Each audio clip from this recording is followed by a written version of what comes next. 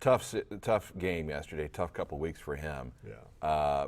How much though of a stud is he just to get back off the canvas and keep getting back in there? Yeah, I mean, my goodness. He is a warrior. He battled through a bunch yesterday, a bunch of injuries. You know, we talked about it. At 40, those hits take a longer time to recover from. I did think he took some unnecessary hits, but that shot that Whitney Merciless gave him to the head, jaw area, that was a vicious hit. But it became a point yesterday that I appreciate him battling through and being accountable to his teammates, but it kind of got to the unproductive level, right? So to speak. I mean, he was missing some throws. He wasn't stepping into his throws. He got a happy feet at times, and I just think that at some point it might have been better to go to a fresh, non-injured, strong Charlie Whitehurst. So you think they probably could have stayed with Whitehurst at the end of the game? Well, I would have liked to seen Whitehurst do something on that drive where he came in. I mean, Matt made that great throw under pressure. Right. Dante Moncrief caught it right around the 47, 48-yard line. I think if Charlie would have done something on that drive, then you stick with him. Right.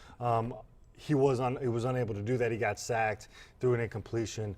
And at that point, I think you have to go back to the experience. I would have liked to seen Charlie do something on that drive, a field goal or something, and then after that, I probably would have stuck with him. And Chuck took a little heat for putting Matt back in there, but I agree with the decision. I thought Matt, if given the fact he's medically cleared, which he was, I think you go back with Matt. I agree. In that instance. Go ahead, I'm sorry. I did think a big problem yesterday was a miscommunication between the quarterback and the wide receivers. How many times? Several times. I mean, the one time we got intentional grounding. Right. When him and I think it was Dante or T.Y. got mixed up. And then the interception at the end of the game, you know, Dante runs a post. There's no middle safety. It would have been a great play if Matt would have known he was going to run the post. Matt thought he was going to run the takeoff. Right. One-on-one, you give your tall guy a chance to make a play, and it ends up being like a punt return for that DB. Matt, veteran move, took the heat for that after Yeah. the game, too. He said, you know, I thought it was a post, and it's on me, blah, blah, blah. But you could see, because I saw him on the TV we have in the booth come over the sidelines a couple times and actually talk to his wide receivers, like in front of him. So you knew there was something going on there that they weren't on the same page. Take a look at the Monday afternoon quarterback numbers for Matt yesterday. 17 to 30, 147 yards, 1 touchdown and a pick. So the last 3 weeks, you add it all up, just a 56% completion rate, 2 touchdowns, 3 picks. That's it. The injuries, though, they're adding up, man.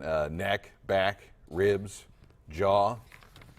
Don't see the heart on there. Yeah. Dude still got plenty of that. He had a monster. He had a really good first half. I think his first 7 completions went to 6 different receivers. He was, 9 of 16 for right around 100 yards and a touchdown in the first half. It's just that second half, he just couldn't get anything going. And I do think that it would have been a different ball game because when Griff caught that ball in that under route, if he just hangs on to that ball, it's a 3rd and 2, 3rd and 3. Yeah. If we pick that up, we're close to field goal range to tying that game. Yeah. Obviously, the fumble put them up, 6, and then obviously the interception.